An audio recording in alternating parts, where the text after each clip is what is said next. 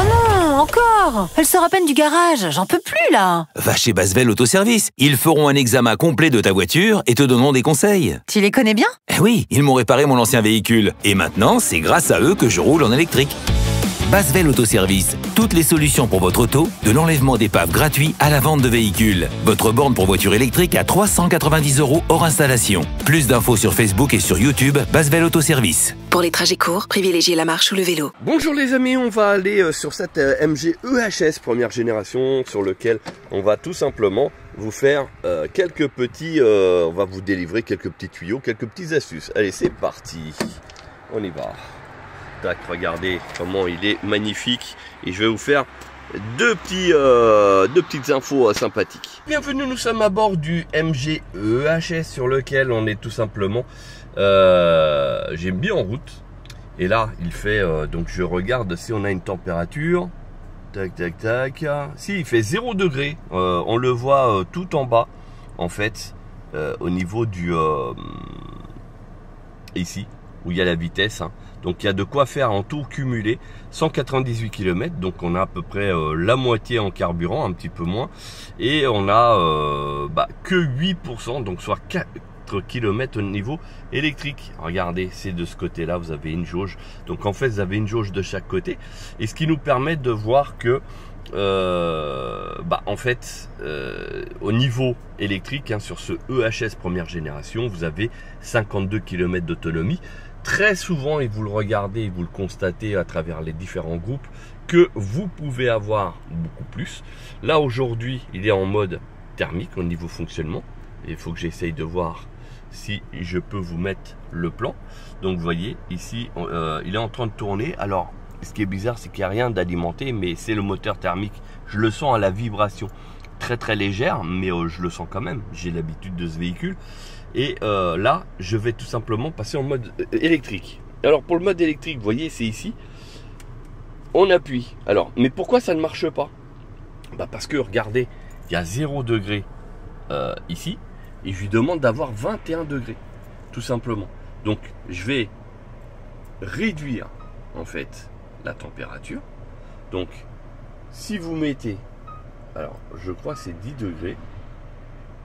Ah ben, on peut pas. Alors, si je mets l'eau, on va essayer peut-être 16 quand même. Donc voilà, j'ai mis à 16. Et là, j'appuie sur EV.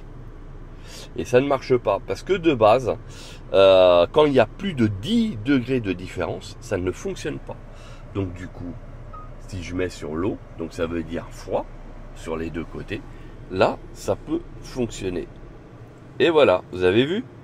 Là, je suis bien en véhicule électrique. Ce qui fait que ici, d'ailleurs, le moteur, vous voyez, il est passé blanc. Ça veut dire que là, je suis en 100% électrique. Alors, bien sûr, vous allez rouler. Alors, petite astuce, parce que il y en a plein. Et ça, c'est l'effet réseau, hein, qui veut ça. C'est qu'ils disent oui, mais c'est pas normal, etc. Il faut savoir que sur l'EHS, c'est donc une base de thermique sur laquelle on a rajouté une pile. Hein, c'est comme ça qu'il faut le voir. Et automatiquement, pour avoir du chauffage plus vite, il faut avoir le moteur tourné. Donc ce que vous faites, c'est que vous mettez la voiture à tourner avant de partir, 5 minutes pour ceux qui habitent dans une maison avec un jardin, etc. Et si tout est fermé chez vous, vous allez à la voiture, vous la démarrez, vous mettez le chauffage à fond par exemple, vous continuez à faire votre petit déj, etc. Enfin bref, une histoire de 5 minutes, hein, vraiment pas plus. Et en plus de ça, votre voiture sera dégivrée. Donc ce qui fait que vous aurez tout simplement la voiture qui sera déjà prête à partir. Et dès que vous rentrez, vous aurez juste à réduire, même si vous avez mis, donc c'est pour ça que je vous dis vous mettez à fond, parce que même si vous mettez à 30, une fois que vous rentrez dedans, même si vous voulez avoir une température de 21, 22 degrés, voire même 25 hein, pour certains, vous réduisez. Regardez, là je vais l'augmenter. Regardez, sorti du mode VE, alors j'ai juste changé la température, vous voyez. Et ça c'est pour vous expliquer que c'est le mode de fonctionnement normal comme ça. Il n'y a pas 36 solutions, donc vous voyez je mets 21, 22, moi j'aime bien 22, surtout là quand il fait super froid. Et pour éviter la buée, pareil encore une fois, vous mettez ici donc vers les pare-brises et vers les pieds. Au niveau ventilation, vous mettez 4 ou 5. Voilà, et ça vous êtes sûr qu'au niveau des vitres, il n'y a pas de buée qui se forme. Vous voyez, ça reste totalement transparent. Il n'y a aucun problème. Voilà. Bon, ça c'était la petite aparté par rapport au véhicule pour le mettre en électrique, etc. Donc ici, je répète, hein, vous appuyez, vous pouvez laisser le doigt appuyé longtemps comme vous voulez, mais c'est la température. Et là, le problème, c'est que le moteur, il est froid. Donc tant qu'il est froid, bah, vous n'aurez pas le mode électrique. Ici, c'est pas un défaut. Vous voyez, là j'ai perdu, parce qu'il a tourné en électrique, j'ai perdu 1%, 1 km. Voilà, mais c'est normal. Donc, bien sûr, au fur et à mesure que vous allez rouler, bah, vous pouvez régénérer. Et donc sur le HS, c'est assez rapide d'ailleurs. Vous pouvez récupérer très facilement 1-2%, très très facile. Voilà. Donc maintenant, je vais passer tout simplement en mode recharge d'après une borne électrique. Et vous allez voir, je vais la brancher. Donc c'est une borne 7 kW. Et vous allez voir le temps de charge, la durée de charge. Alors ici on vient au niveau de la trappe, vous voyez, hein, c'est une T2, tout ce qu'il y a de plus banal, vous branchez, on va entendre un bruit normalement. Voilà, donc là ça veut dire qu'elle est verrouillée, je ne peux plus la sortir, c'est fini. Et on va aller tout simplement donc dans le véhicule et vous allez voir, ça va communiquer. Il va nous dire en combien de temps, donc là il nous reste que 3%, ok, non 7% et 3 km, pardon. Et là, vous allez voir, il va nous dire en combien de temps il y a besoin pour charger.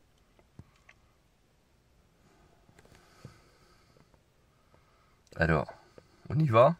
Alors bien sûr, hein, suivant la voiture, ça met du temps à communiquer, etc. Donc ce qui est tout à fait normal, encore une fois. Et surtout que quand on est en hiver, bah, c'est encore un peu plus long.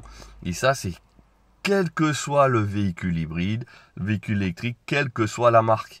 Alors, après, il y a peut-être eu quelques marques ou quelques modèles qui vont être quelques secondes plus rapides. Oui, ça existe, mais sinon, c'est toujours long par rapport à l'été, quand il y a les bonnes températures. Et vous avez vu là, sur une borne de recharge, on est à 3h36 seulement. Et oui, donc c'est encore plus rapide que le chargeur 16 ampères.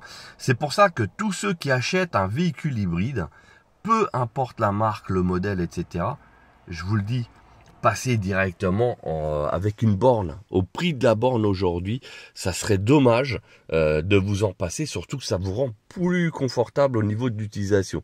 Au niveau de la charge, imaginons que vous avez un travail qui est pas trop loin de votre domicile, et vous rentrez à midi pour manger, bah automatiquement ça là va vous permettre de, une fois que vous allez manger, de recharger encore votre batterie.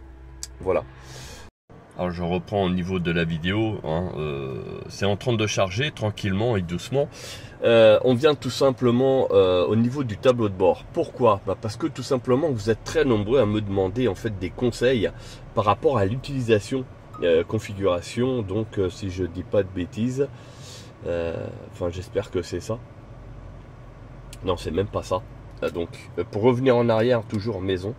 Et après ici c'est les modes de conduite, c'est voiture ou sinon ici voiture en fait.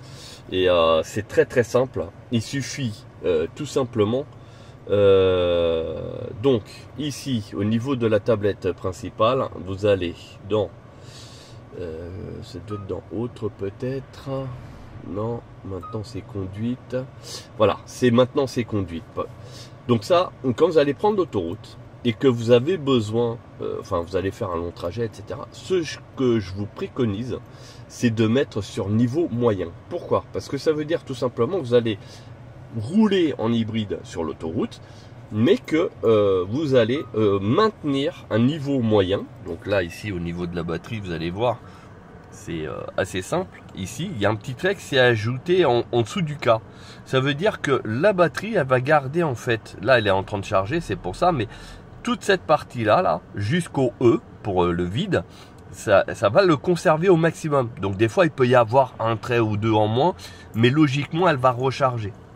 Donc en fait, elle va maintenir la charge jusqu'à la moitié de batterie. Et en fait, bien sûr, vous pouvez aussi dépasser quand il y a des descentes, vous allez recharger. Vous pouvez atteindre pratiquement les 75, voire même les 100%, pourquoi pas, hein, suivant les conditions. Et à ce moment-là, le véhicule, lui, va utiliser que la première plage de la batterie.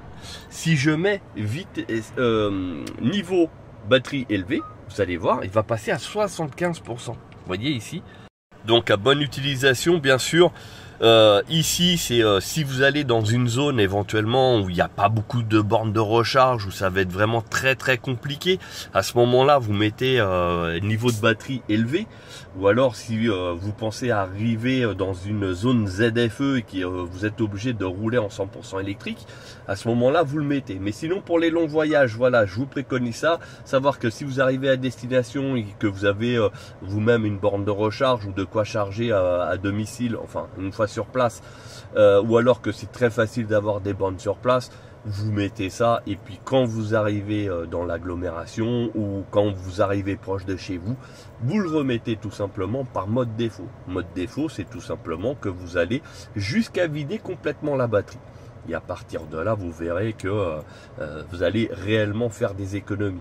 En faisant ça comme ça, automatiquement, vous allez faire des économies. Si vous laissez tout le temps par défaut, ce qui va se passer, c'est pendant à peu près les entre 400 et 500 km à peu près, la voiture, elle va être constamment en hybride. Vous allez effectivement recharger pendant le trajet, hein, avec la régénération, effectivement. Mais vous allez en fait être beaucoup plus dépendant du carburant. Pourquoi? Parce que à un moment donné, vous allez vous retrouver avec la batterie vide. Et donc là, il va passer en 100% thermique. Et là, ça va être un usage beaucoup plus important du carburant. Ça va être beaucoup plus consommateur, parce que même si la batterie elle est vide, il y a toujours son poids à traîner. Voilà, donc c'était la petite info. Donc je reviens là-dessus et je répète, vous êtes sur le menu général ici, vous allez tout simplement sur voiture ou alors ici sur voiture, vous arrivez ici, vous allez dans conduite et maintenance, et vous avez ici les informations sur la partie voiture électrique. Voilà. J'espère que cette astuce va vous servir, notamment pour les longs trajets, pour ceux qui partent en vacances, etc. Sinon, le véhicule, il est super bien. Donc, c'est des premières générations de 2021. Et honnêtement, regardez, 4 ans après, le véhicule, il est nickel. Et ici, nous sommes sur une version limitée Trophy. Donc avec les appuis-têtes brodés Trophy, c'était une série édition spéciale avec le toit ouvrant panoramique ouvrable. Voilà, et qui se ferme en même temps que les vitres électriques, enfin bref. Voilà, donc c'est une voiture qui est vraiment très bien.